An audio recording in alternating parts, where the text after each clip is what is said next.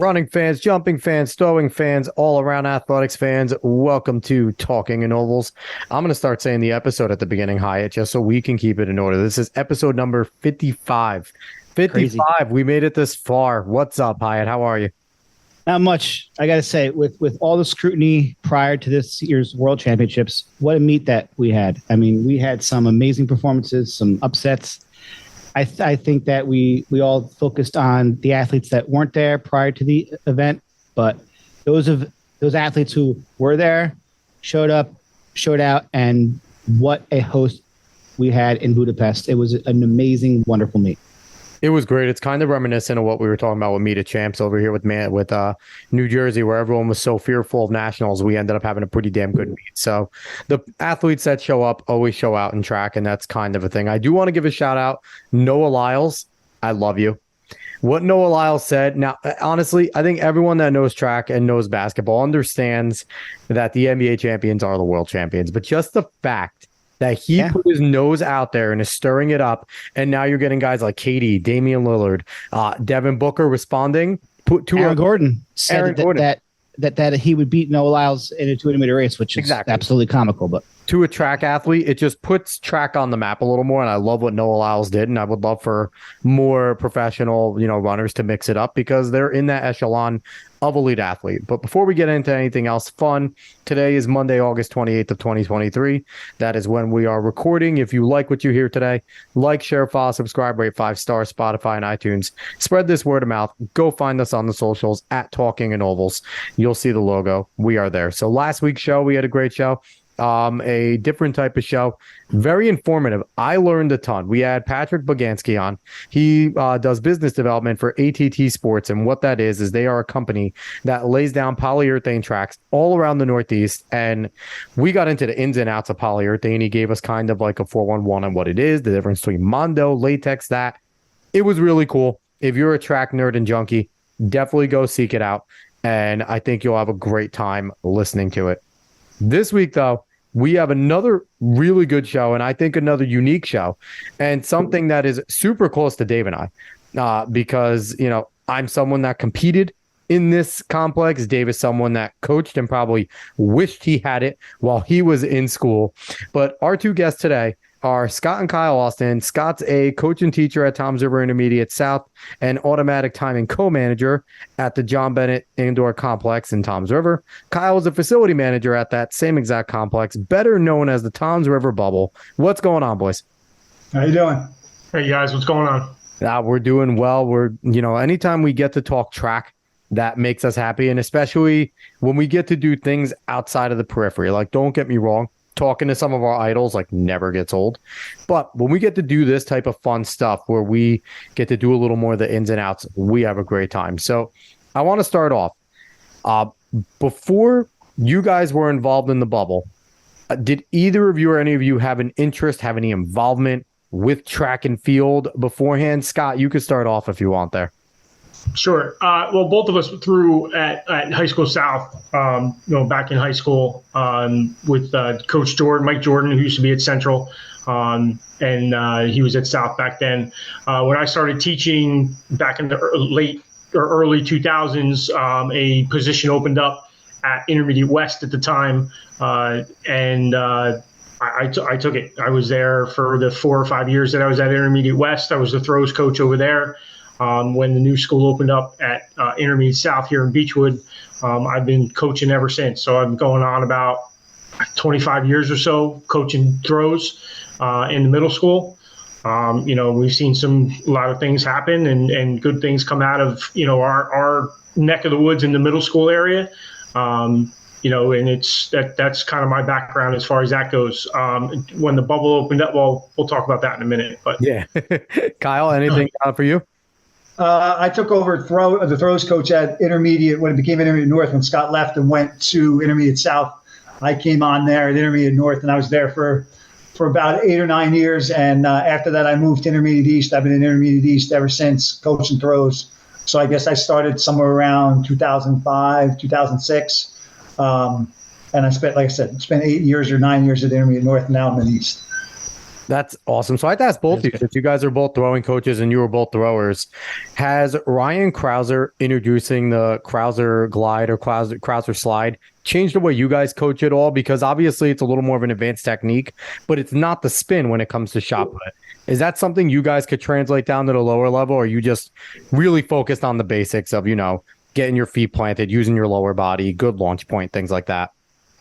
I think both of us are. I mean, for myself, I don't like to coach the spin. I know some of our kids like to experiment with it, but our season is so short. It's only about 8 weeks long, and we don't do weekends, and our practices are an hour and 15 minutes. We don't have a lot of time to really, I don't feel, to do the spin with the shot put. We do coach. I coach the spin with the discus.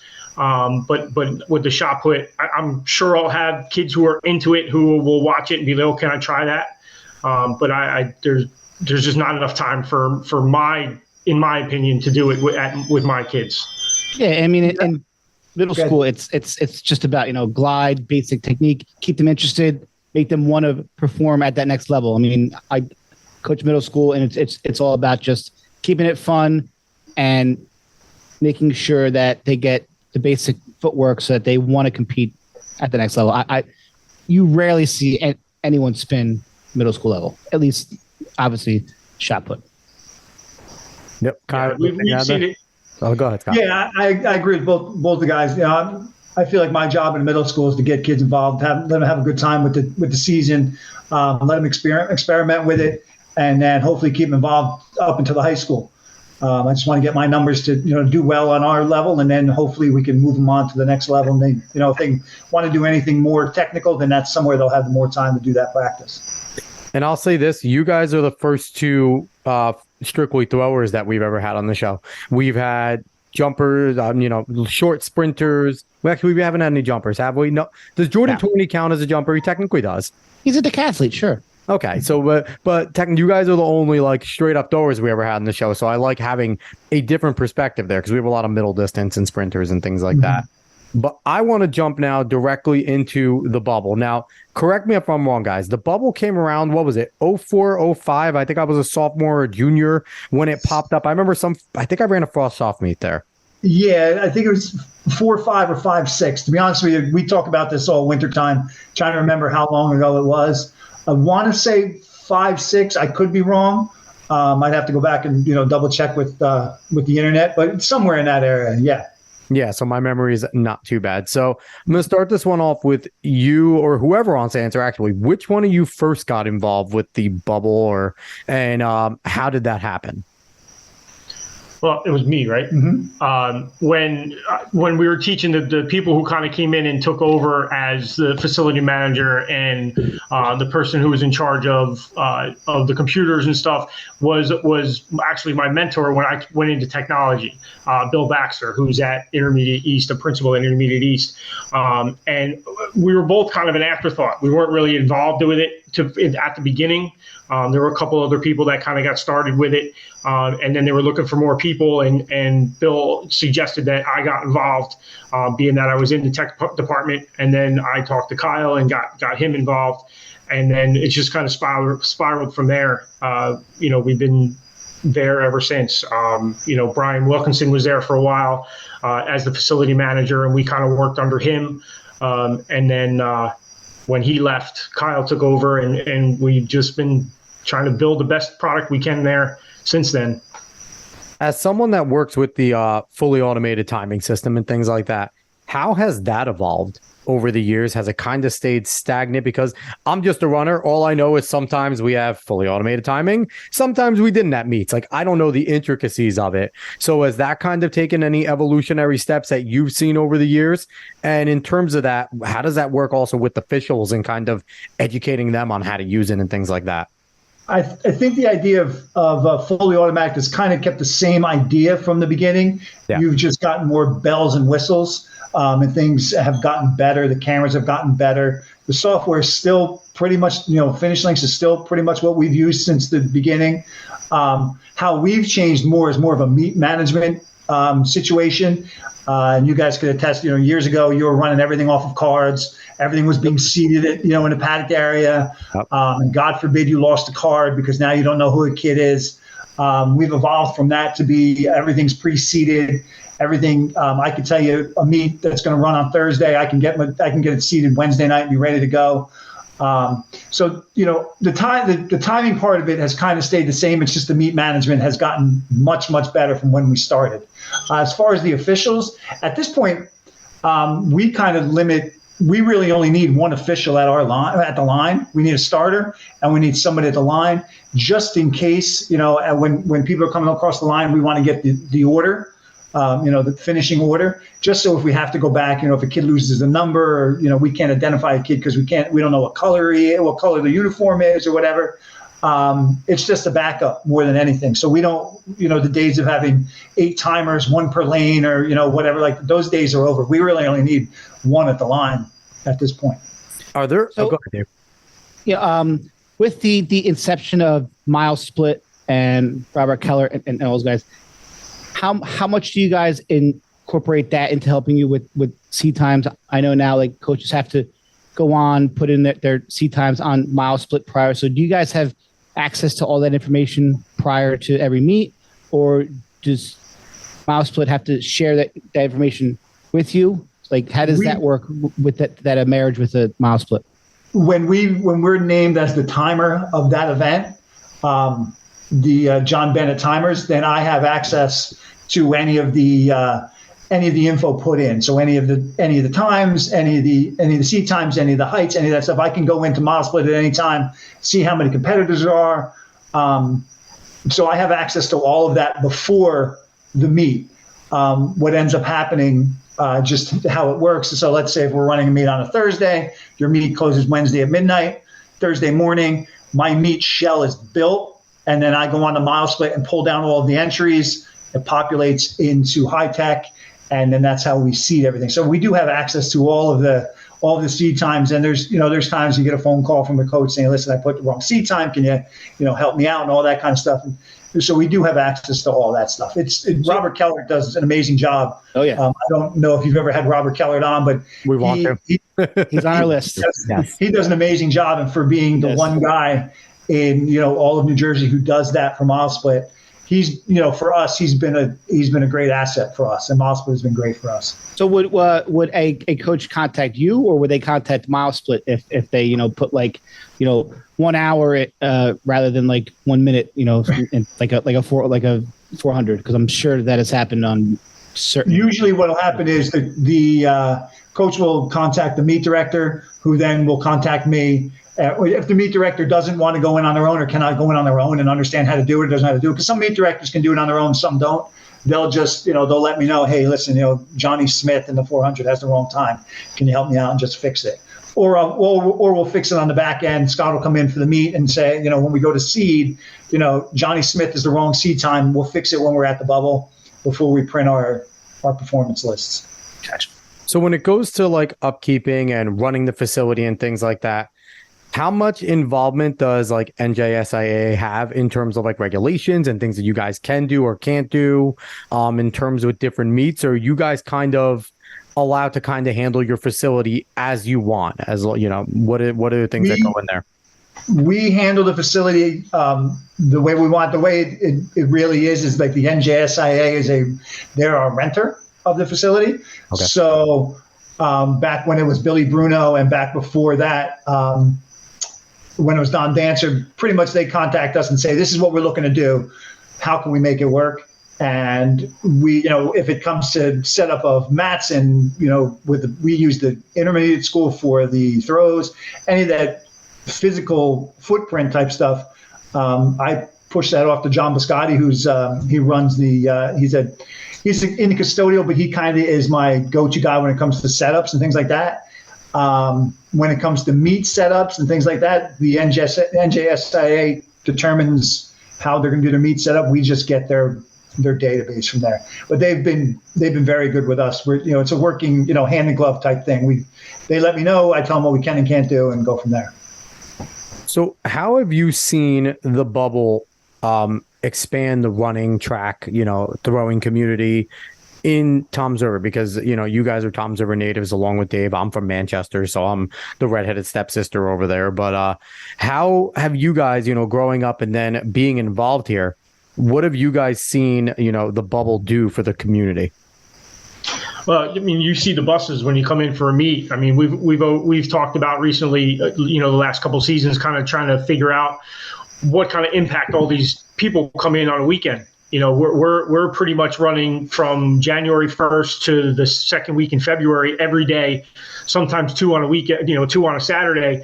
And, it's a big impact for businesses and the local businesses to get these people that are leaving to go get food or gas or whatever it happens to be. You drive down 37 and there's loads of kids getting off at McDonald's to go in and get dinner before they head home. And I mean, it's kind of it's a nice little thing to see that, it does kind of pay the township to have us there. That they do, even though they might not see it, but they do. I'm sure they get a spike from December to January, December to January in their income, in their revenue, just because of the amount of people that come through the bubble. We have meets of 1,500 kids in a database, and we get some of those meets where we used to do USATF would come in, and you're getting people from all over the place, from New York, from Pennsylvania, from Delaware, all coming in to run there, and we think it's positive. We think that that the businesses are doing well with it. It's something that we kind of talked about trying to figure out, but. Right now we're just assuming that that's what it is. Yeah, and I know my daughter went to Intermediate East, and they said gym class there. So it's added a whole new place where the schools can provide instruction for kids, and you can give clinics. And I remember when I was coaching, if there was a meet on a certain night, it was open to the local county high schools to actually have a practice in there for kids who would qualify for state meets or meet champs. So it was a great place where you could go train kids, so that way you didn't have to worry about snow or weather. So I know as an ex-coach, that was a wonderful option to have. Like, hey, anyone who qualified for this meet, we're going to have open time bubble, bring your kids. So that was a tremendous asset as a coach. Yeah, and if you talk to the Toms River coaches, the one event that really sticks in my head is pole vault. Pole vault, in the past, you had nowhere to work out. Now, if you talk to the Toms River coaches, the Toms River guys, the pole vault guys are there all the time because they have the opportunity to jump, rain, snow, wind. They're in there. They have that chance. So I think overall that that building is great for track. It's great for, like you said, other instances, great for the gym classes, things like that. It's used all the time. So how much upkeep has to happen when the season's over? Do you guys have to talk to people about maybe resurfacing the area? Maybe you have to get new pits. Like, does the school district pay for the pits, or do you guys get them from each school for each? Like, all right, this winter we're gonna have High School South. We're gonna use their pole vault pits, or do you guys have all of your own personal equipment that's just used for the actual bubble? We do not have bubble pits. The pits come in from other schools. If you've been in there recently, there's the red pit that comes from High School South. The blue pit is High School North's pit. It works, it's pretty good for those schools because then they don't have to store them over the wintertime, and they're stored inside. When it comes to high jump mats, we have one high jump mat that comes from High School East. The other one is one that's in the facility. When it comes to resurfacing, we do have to resurface parts of the track because of the usage of the track. You figure when I took over, I forget how many years ago, I think it's 8, 9, 10 years ago when I took over, we had between 53 and 55 meets. My schedule I did 3 weeks ago, I have 76 scheduled next year. Wow. Jesus. So as Scott said, we start the new year. The NJSA decided they would start their winter schedule December 4th as opposed to the 14th, where they used to start because they believe that would be better for the athletes. So we got a couple more meets, but start January 2nd. I think I'm every single day, and most weekends I'm 2 in January. So about the second and a half week of February. So the amount of meets that we do, is way more than you get on the outdoor tracks. So yes, we have to redo the start line. We do it pretty much pretty much every year. We've kind of waited for this year. We haven't done it yet. We're going to do it just before the season starts.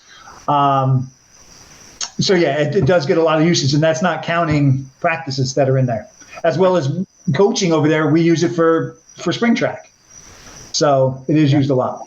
Which is why it's imperative that everyone uses 1/4-inch spikes, because anything longer.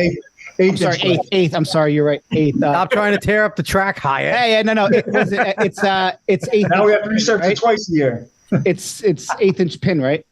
Pyramid. 1/8-inch pyramids. Right. I mean, because anything more, it just adds to all that wear and tear. And I remember going there as a coach. Hey guys, get in this line. You got to get your spikes checked and get the little zip tie. And they're like, I'm like, guys, this is important because you don't realize what it was like before we didn't have this. Traveling. Seriously, when we had the waffles on it, or traveling up to Princeton where you couldn't wear spikes. I mean, these kids now, they don't have any clue what an asset that this facility has been to the whole state and especially to our area. So make sure you wear your 1/8-inch pyramids and don't try to cheat and wear some 1/4s.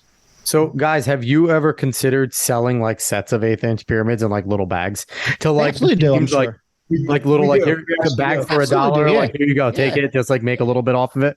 But we do, as a district, we do buy and bag spikes to sell, because you have kids. Sometimes you have kids they're not there, especially with the Staten Island coming into play. Yeah, they don't run with us till the States, so they'll show up with the 1/4s, and then they'll want to buy spikes. So we do offer to sell them.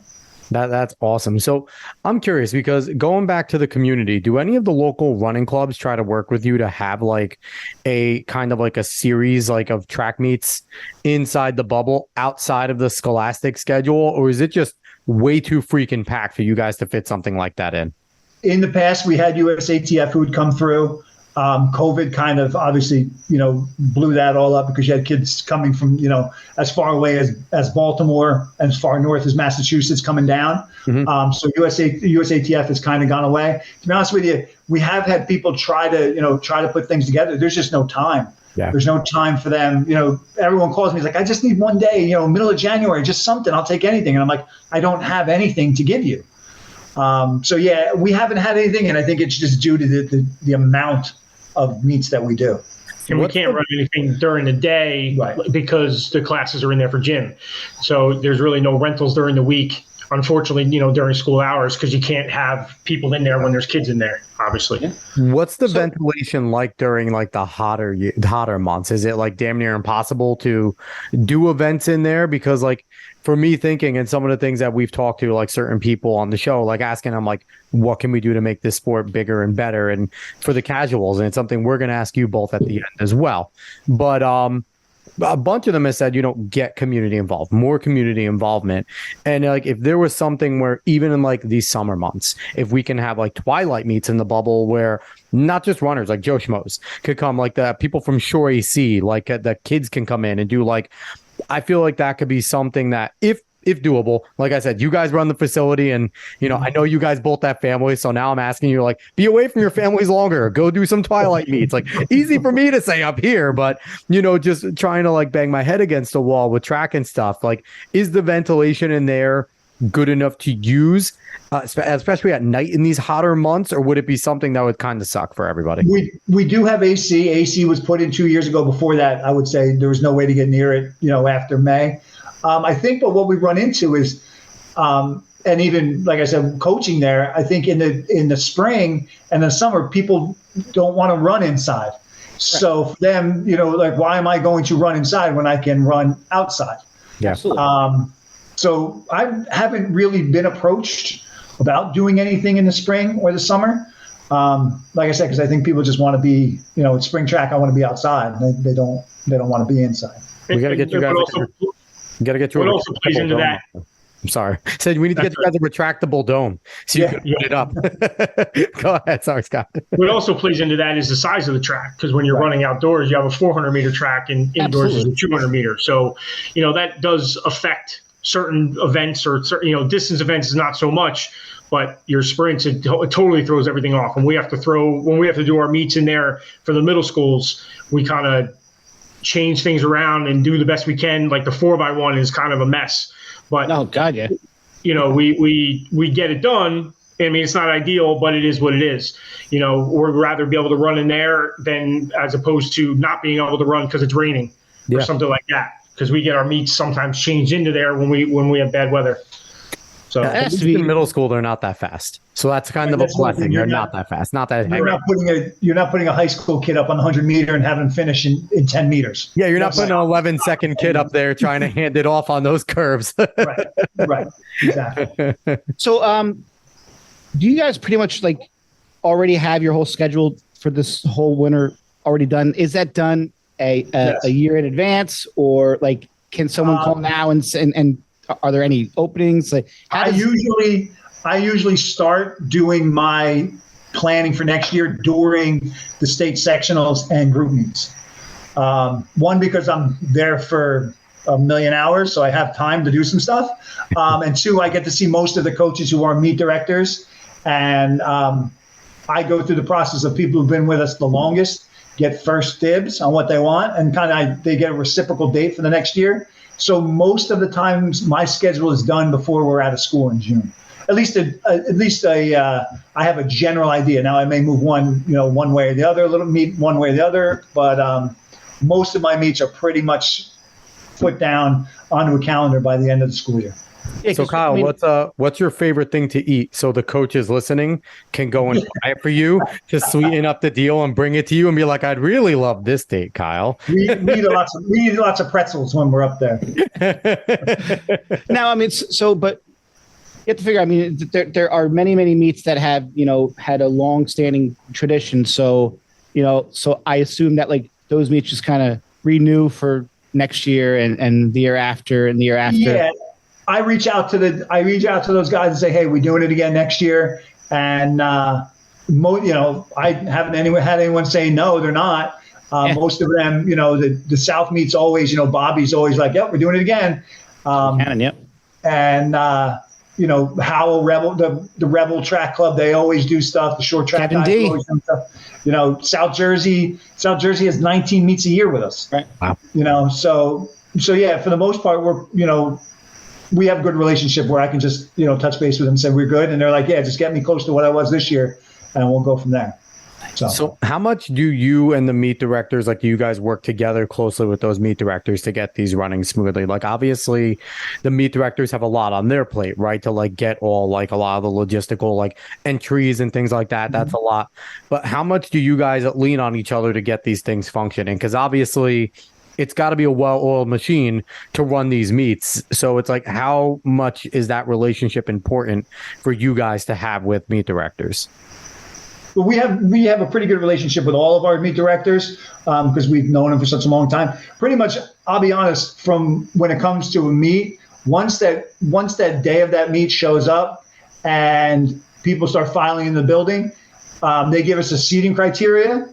I hand it off to Scott or our other one of our timers been around a long time, Stacey Scavuzzo, and say here's a criteria, and I kind of I step away and let them kind of work with the meet director if he has questions about how we're seating things and things like that. And if there's a fire, I put it out. Other than that, it's my timing crew who does all the rest of the work. So, but they work really well with the meet directors. The meet directors respect what we do. And they respect that, if we give them our opinion on things, they also respect that. If we want to change some things or move some things around, they're very good with that. So, Scott, what's your best way of dealing with a testy meet director that's trying to reinvent the wheel with you? Well, that's why it's good that Kyle and I work together, because I usually get frustrated a lot faster than he does. I've gotten fired up a couple times with a couple of coaches, and just because sometimes what they're saying is not the way that we do things. And, we kind of have our way of running a meet, and we do it so much that we kind of know what we're doing.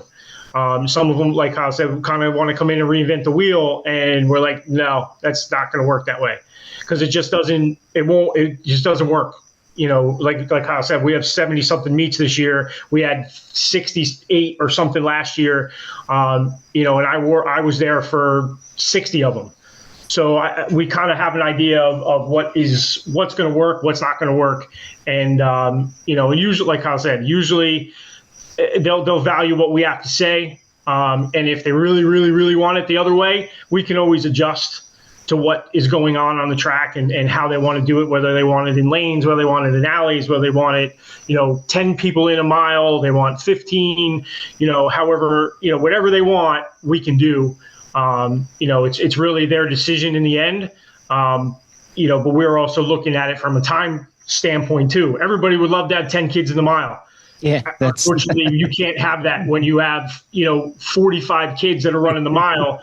Sometimes you just can't run that many heats of the mile and get through a meet in a time frame where those kids that run at first event are running in the 4x4 at the end, and now they're going to have to sit here for 4 hours waiting for their next event. So we try to move it and make suggestions to make sure it's moving through, as quickly as possible, but safe enough that the kids aren't going to get hurt on the track.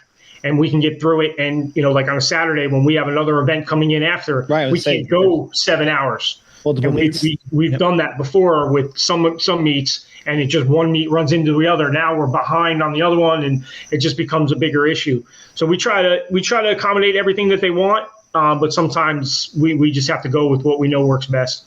I could just see Kyle across the facility and then seeing you getting flustered up and watching him swim through a sea of high school kids to get to you before you strangle a coach.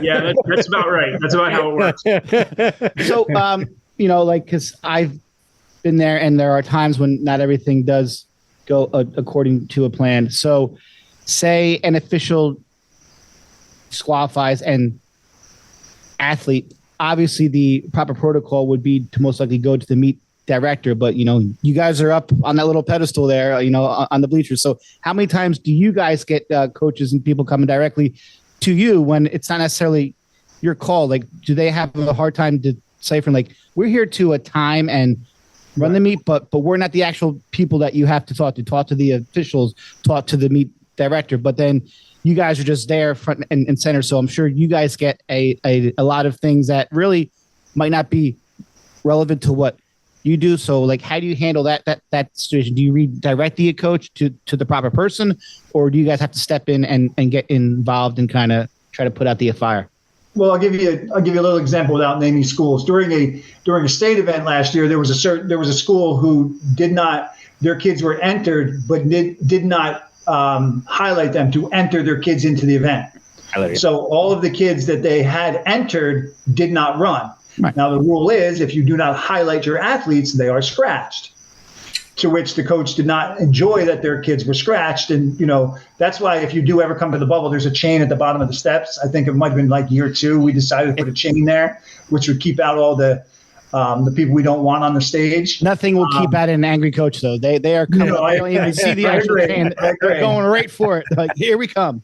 Right. But the coach came to me and, it was my fault. I ruined their athlete's year because they didn't participate in the sectionals. And one kid was actually, I think he was the number 1 or number 2 seeded kid in the mile in a section. But we just try to redirect them to the meet officials. Being as though we've both done it so long, now they know our names. So it's hey, Kyle, can you help? And I'm not my call. It's not my call. If a kid gets disqualified, not my call. And most of the coaches get it. The issue becomes when you start getting to the meets where kids advance. And with anything else, if a kid's advancing and they believe their kid was wronged, they're going to talk to anybody possible to try to get their kid re-entered into the meet. But most of them are respectful. We don't, it's very rare that we have a major problem.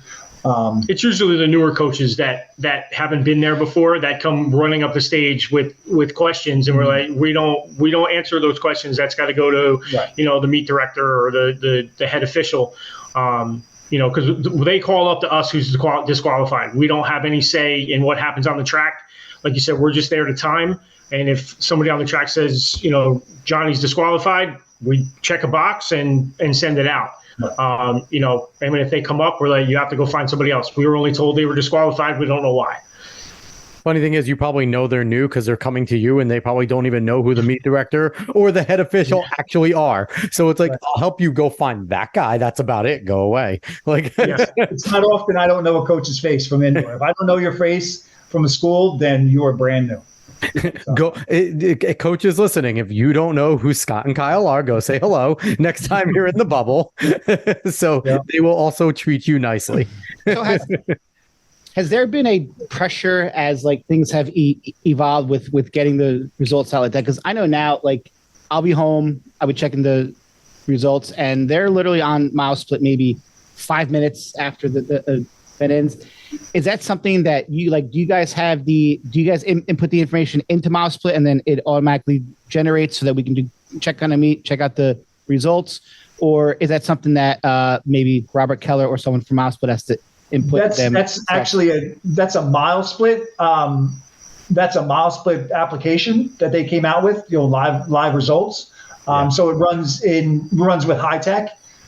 Which is the software we use to input our athletes and put out results and things like that. So all of our results automatically go through the mile split live and go directly out to the net, which is great, except for the fact that now you go back to coaches. Coaches are looking at mile split live and not paying attention to what's going on. Now a coach is screaming and yelling because their kid, I saw a mile split 5 minutes ago and he was in 4th place, but now he's in 6th place. Well, you didn't look at mile split after all the heats were scored, stuff like that. So live events are great, but we actually got to the point where I think we were tuning them down a little bit so you weren't getting them so fast. Yeah, because coaches, they would look right on their phone and they would on their phone right away. I was at a meet there last year. I'm like. Yeah, it's a great tool. It's a great tool if you're mom and dad and you're sitting at home or sitting in the stands and say, hey, what did Johnny run? But for coaches, sometimes they don't really understand the ins and the outs of it. So it's The other problem with that is also that we ran into was kids weren't going over to the clerking area. They were looking at mile split, and once we seed the event, it goes right into mile split. Yep. And they can see their heat and their lane, and they're not going over and getting instructions from the clerks. Right. So the clerks have come over to us and asked us to slow it down, like don't post it as fast, because there's a setting where you can slow down, make it 3 minutes after you finish or 4, whatever, and because kids weren't coming over, and then they were misinformed and they weren't getting the instruction they should have been getting. So, like Kyle said, it's a great addition for people to see it. But there's some tweaks that hopefully it'll be made. That we talk to Robert all the time about it, that they can make and say, figure out how you could slow it down a little bit. And in terms of the field events, like, is it still just you have to wait till the event's over? The official brings everything over, piece of paper, and then just to kind of in putting everything. That's the way. Yeah, that's the way we do it. I know there are venues that do. They do like the field links where it is wireless from an iPad, but that's not something we do. We wait for the sheets to come over. So like if you're in an NJSIA meet, your cards are all the way over in the building, and sometimes the officials say, "I'm going to wait till the 4th flight's over to bring all the stuff back." But yeah, so we're still at the mercy for cards for that kind of stuff. Yeah. I feel like, Robert, if you're listening by any chance, when you get the heats put on the top somewhere, these heats are unofficial. Please check into your clerking area to maybe remind the coaches that aren't paying attention as they're looking like, oh shit, my athlete hasn't checked in yet. Thanks, mile split. Like, so that you guys aren't getting any flack, because you guys just kind of let the 8 ball out that you're the reason why people aren't getting results as fast. That's the argument with some of the track, some of the track guys, the older guys are like, they're saying, well, you don't need to check in because you can see it. And then the older guys, like, everybody needs to check in. And, you get kids who don't really run track that much, and then they get DQ because they cut in too early. Well, did you get your instructions? Well, no, I wasn't there because I knew where I was running. Yep. So that's, Yeah. And, and it's kind of a head count too, to make sure everyone's accounted for. And that, for you guys, especially you, Scott, over there, who's worried about a lot of that stuff. Like, where's lane 6? Like, why is nobody in lane 6? Oh, they didn't clerk, no one clerked and did all that. So it's like, yeah, so it is important. So that would be a cool addition if they could put on top. Please go check it and clerk.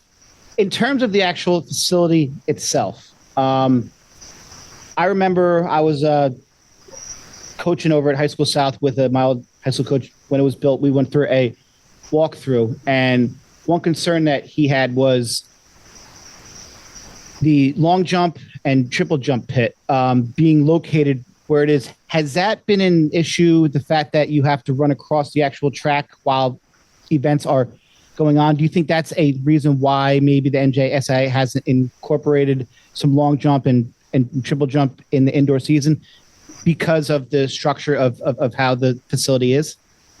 I do believe that it is a reason they didn't put it in. They haven't put it in. They didn't put it in originally. We have in the past, probably 3, 4, 5 years ago, we did a long jump and triple jump day for the NJSIA. So those kids would come on a Tuesday or a Wednesday. They'd come down. We would do all the boys long jump, all the boys, all the girls long jump, and then do triple for each. I believe it was top 20 kids in the state with a mark. Yep. And then they would compete on an off day. So yeah, I do believe that the reason they don't put it in is because you can't. There's no way to really run it during a meet because you're not going to get it in during the 55s. And even if you did, you're running the runway back at the 55s, right next to the 55s. So just from a logistics standpoint, you can't really do that. So yeah, if it was not there, then I think you'd see more of it. I agree with that. Yeah, definitely. So you guys talked a little bit before the whole entire show about adding some more meets for the sub-varsity level. And obviously you guys mentioned you went from 50 plus to now 70 plus meets. I'd imagine some of those would be some of your frost off sub-varsity levels. So, kind of talk about what you guys are trying to do for maybe those individuals that aren't necessarily varsity athletes to get more opportunities to compete. Well, the one thing that, like I said, we get a lot of time when we're there to talk about things. And, Scott being a track coach, me being a track coach in town, the girl, Stacy Scavuzza, who works up there, she's a track coach in town. So we talk a lot about what we would do to make track meets in high school, more people come out to them. So we decided to put together what we call the Toms River Classic. So it would be just the Toms River schools competing in a varsity meet, and then you would name your champion of Toms River on the boys and the girls side. So we started that last year. And we thought it would just be a fun rivalry type thing. You get the kids out, to play, to go against each other. Because in the wintertime, you don't really see teams head to head. You only see them in, multiple team meets. So we did that. We're talking about this year possibly doing a JV Ocean County, Monmouth County championship. That'd be so cool. Those kids who are not running in your Ocean or Monmouth County championships, then they can run in a JV, and now you can name a JV champion. We're talking about doing a couple of, either throws and jumps only, or like a Rothman's fastest athlete. So like running the 55 and the 4. It's still kind of in the beginning stages. But those are kind of things that we really wanted. Those are the newer things. We've always done a frosh novice for boys and the girls. It always ends up in the end of January, beginning of February. But just more ways to get people involved in some meets that aren't necessarily your standards meets. And then we're going to open a season with an icebreaker this year, which is going to have some funky things in it. We're talking about doing maybe co-ed relay meets, relay events, and things like that. I've always wanted shot put relay. Get shot those guys relay. on the track running. But I always thought it would be funny and interesting if they did like a Toms River versus like Manchester, Jackson, and Lakewood, like the surrounding schools. Like if you just did like a big like battle, where it's like, you're all running you're wearing your own high school jerseys. That's called the Ocean County Championships together. Yeah. And no, not all Ocean County, but just like pick like 3 other teams, like the closest ones, just so we could beat a 3-on-3. Yeah, just so we can continue to beat Toms River at things. Okay. That's not a good idea. That actually sounds like a pretty good idea. Don't get upset if we use it. I mean, yeah, but listen, that's fine. You heard it here first on Talking to Nobles. Maybe we'll get involved in that somehow. But yeah, no, that would be cool. And like you can invite like 3 teams around the area every year, 3 different teams, and as you guys are battling to be the best in Toms River, now it'll be like Toms River Pride versus 3 other rivals. It'll be cool. Right. Yeah, this year with the Toms River Classic, we invited Monsignor Donovan, or Donovan Catholic, whatever you want. They are in Toms They're River. Monsignor Donovan. Don't call them Donovan Catholic. Donovan Catholic. No. We'll bring them in and mine are over there. No, they're here. So with the addition now of, say, the Ocean Breeze and the Armory, have those facilities cut into some of your guys' meets? I mean, obviously the Meet of Champs is now at Ocean Breeze, and do you think that the fact that maybe the bubble isn't banked is becoming maybe something that will be looked at in the future, or is it just going to stay how it is? You guys are going to have your 70 meets, and like, do you feel that the addition of these new facilities has hurt some of your meets there, or is it still status quo? We're just going to go and have as many meets as we can. I think Staten Island taking the Meet of Champions. I don't know how many Jersey meets they will get besides that. Before the passing of Bill Bruno, they had talked about doing the groups over there. But that never panned out. I think the issue is, and I've never met the Staten Island people, and I've never been to Staten Island. We always say at the end of the year, we're going to go. But by the time we wrap up that last meet, we're like, I'm done for track. It's a beautiful facility. I was coaching at Marist when they first opened up. It's just nice. Anytime you get an all track facility, it's just a blessing. And It is very dedicated to track. So it is a nice facility. And I get why the Meet of Champs went there. I get it. I totally understand. We as a district, I speak to my athletic director about it, and we understand. Our facility is a somewhere between $2 and $3 million facility. Staten Island, somewhere between upwards of $25 to $30 million facility. Yeah. So it's apples and oranges. Do I ever think that they're going to get, they're truly going to get a huge dose of New Jersey track? No, I don't. I don't think they will, because there are still schools around that cannot travel across the bridge, will not travel across the bridge. Yep. And if you look at their schedule is, it's not as packed as ours, but they do have a busy schedule.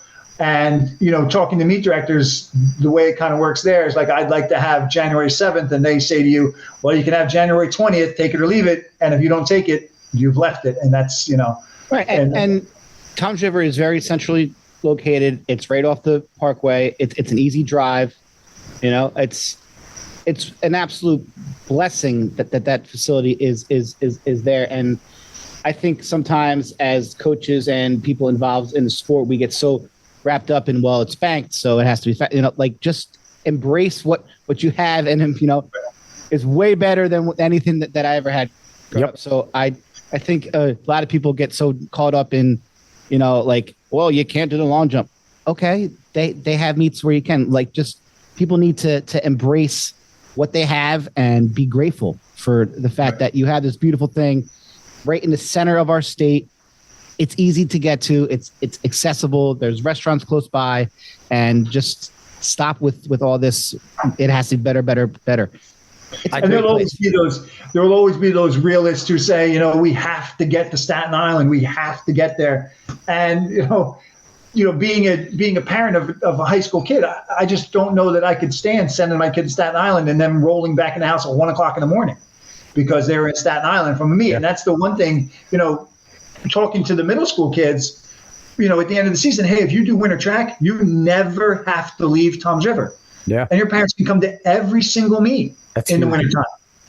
And I think that's beneficial for us as Toms River athletes, not only because you're in town, you're not riding a bus to Red Bank, you're not riding a bus to Princeton. And us as a district, we're saving money on the buses and things like that. That should be a penalty to any coaches that complain. They have to go, they have to gather up all the coaches. And by the end of the year, they have to run a meet at Red Bank the following year. That's their punishment. They have to enter their team at Red Bank just so that's not fair to anyone. No, but don't complain about something that Dave and I and you guys all remember when there was no bubble, and we did have to go to Princeton, Red Bank, Jersey City, Armory, which sucked.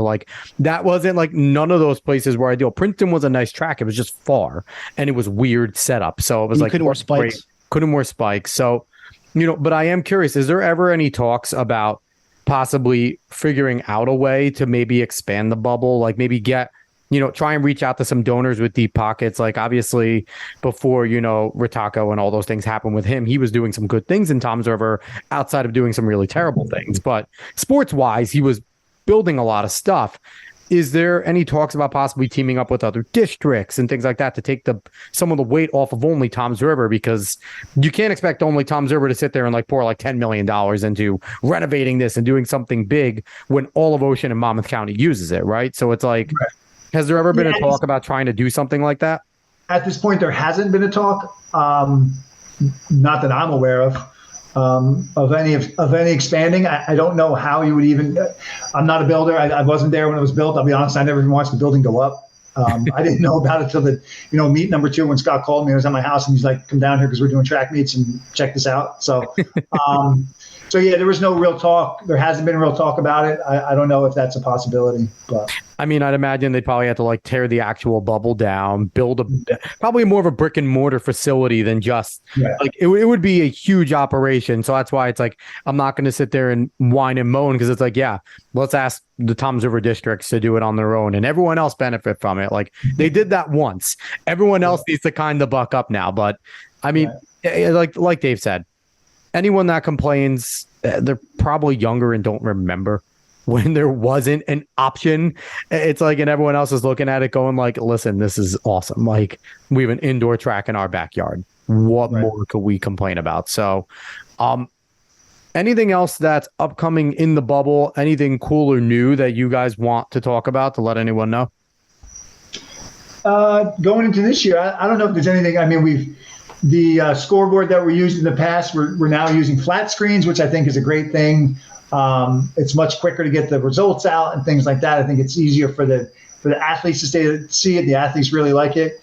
Other than that, I think we're kind of where we were last year. We haven't really, there's nothing really new coming out other than we're doing, more meets and things like that. I'm hoping those new meets will take off and people will be really interested and we'll have the opportunity to, get more kids to do more running and keep more kids involved and, have a really good season with them. Anything in terms of seating, or is that just not possible for like seating for fans and things like that? There's really, when it comes to bleachers, fire code is fire code. And with the removal of the scoreboard in the corner, we will have more bleachers down there for pole vault parents. Okay. So the pole vault parents can then see their kids better than just standing on the side of the track. But other than that, the fire code kind of limits us to what we can and can't put on the floor. So it certainly makes sense. So I have one more question. What was it like when you guys got the call that the bubble kind of came down on the actual which that time? had to be, I know. I think it happened twice, right? Yeah. Well, and are there concerns? If do you guys oh my God, we're gonna have like 18 inches of snow, which we don't really get now, but we used to. Is that always something that's in the back of your mind? Like, just hold up, stay good. Oh yeah, we got meets coming up. Yeah, I'm the man I mentioned before, John Biscotti, who's our facility guy. He's he knows that place in and out. He's been there since day one. I will tell you when they hear snow's coming, John Biscotti packs a bag and sleeps on a pole vault mat in the bubble. The last time the bubble came down, what was it, last year or the year before, whenever the last time was? The year before, I think, yeah. John was on the phone with me. I live in Lacey Township. He was on the phone with me. He was at the bubble as the snow was accumulating on the roof. That had to be kind of terrifying. Yeah, and it was to the point where he was asking me what I needed him to take down, because if the building continued to come down, it would start to crush things. And it got to the point where I was on the phone, and then the phone went, the phone hung up. And I didn't hear from John for about a half hour. And I'm like, John, where's John? Yeah. I mean, John, you got to stop sleeping there, man. Like, that's not safe. If you don't know John Biscotti, I'll say right here, and then it'll be documented. That building does not run without John Biscotti. I can put meets together. Scott can run meets and seed kids and things like that. But we don't do meets without John Biscotti, because he is, he's there all hours doing his job and taking care of things, and he's great at that place. So without him, we don't have a bubble. So one of the things, last questions we like to ask people is, how could we improve this sport? Now, you guys are kind of, we talk to a lot of athletes and things like that, but you guys are kind of the unsung heroes of how this sport functions, right? Like, everyone sees the athletes, everybody sees the coaches, but then there are the meet directors, then there are the facility directors, the timers, the officials, the people that, do everything behind the scenes to get these meets going that we do. So from your perspective, as people that run a very, frequently used facility and things like that, how could we improve this sport to make it, more widely viewed and, appreciated by people outside of just track families? Either one of you could start. Yeah, it's a tough question from our point of view. I mean, as far as from a meet standpoint, make sure your kids are where they belong. If they're, if you know when your heat is, make sure you're on time. We try to make our meets as less time consuming to make it better for people. And you guys, we all kind of watch track on TV, and it takes hours upon hours upon hours to watch, and it grinds on you. And if we try to make our meets we try to set them up so we know that it's not going to be a 5-hour meet or a 5.5-hour meet. So as far as kids go, do what you got to do, get where you belong. Make sure you're on time and running in the right heat and not slowing us down so that we have to add time to an end of a meet. And I also think, like with Mile Split, how Robert does, the fact that you can watch these meets online has been huge. So like not every parent, you don't have 15, 20 family members for each kid trying to cram in actual place. So they can just go online, watch actual meet. I think that has been a huge advancement for the state too, that they have that live stream. Mm-hmm. Absolutely. Yeah, that's great, because you're right. Your kid runs a meet and you're from Randolph, and you can't get down here at 4 o'clock or 5 o'clock on a Tuesday. Well, now you can watch your kid run. I think that's great. I think Mile Split has been great for the sport itself, because they cover so many different aspects of the sport.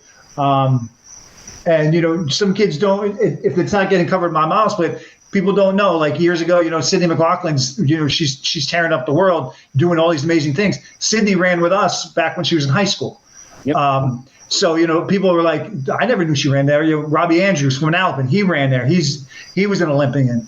Past guest. The girl, Aja Wilson from Neptune, she ran there. So I think if people started to pay attention more to track as a whole, how do you do that? I don't know, because in Toms River there's not really a elementary track program where there's not kids can play baseball anywhere and they play basketball anywhere, but there's not really that little kid track program.